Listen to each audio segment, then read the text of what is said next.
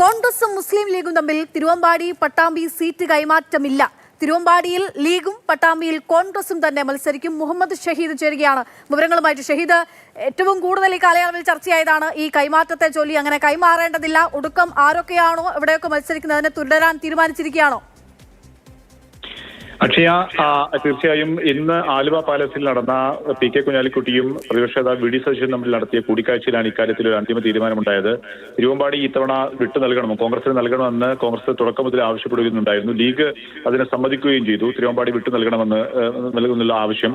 കാരണം തിരുവമ്പാടി കോൺഗ്രസിന് നൽകിയാൽ അവിടെ ഒരു ക്രിസ്ത്യൻ സ്ഥാനാർത്ഥിയെ വെക്കുകയും ഒരു പരിസര പ്രദേശങ്ങളിലുള്ള 3-4 ജില്ലകളിൽ അത് സ്വാധീനമുണ്ടാക്കും, മലയോര മേഖലയിലൊക്കെ സ്വാധീനമുണ്ടാക്കും എന്നുള്ളതായിരുന്നു കണക്കുകൂട്ടൽ. കോൺഗ്രസിന്റെ കണക്കുകൂട്ടൽ. അത് ലീഗും ഒരർത്ഥത്തിൽ സമ്മതിച്ചിരുന്നു. പക്ഷേ പകരം സീറ്റ് തവനൂർ ആദ്യം ചോദിച്ചു. പക്ഷേ മലപ്പുറം ജില്ലയിൽ നിന്നും കൂടുതൽ സീറ്റ് വിട്ടു നൽകാൻ കഴിയില്ല എന്ന് കോൺഗ്രസ് നിലപാടെടുത്തു.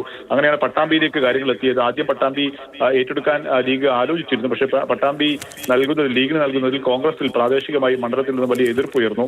ഇതോടെയാണ് അങ്ങനെ എതിർപ്പ് ഉയർന്നിരിക്കെ അങ്ങനെ പട്ടാമ്പി മണ്ഡലം ഏറ്റെടുക്കുന്നത് ശരിയായില്ല, നല്ലതായിരിക്കില്ല എന്ന് ലീഗ് നിലപാടെടുത്തു. ഇതോടുകൂടിയാണ് ഈ കൈമാറ്റം നടക്കാതെ പോയത്. ഇന്ന് നടന്ന കൂടിക്കാഴ്ചയിൽ അത് അന്തിമമായ തീരുമാനമെടുക്കുകയും ചെയ്തു.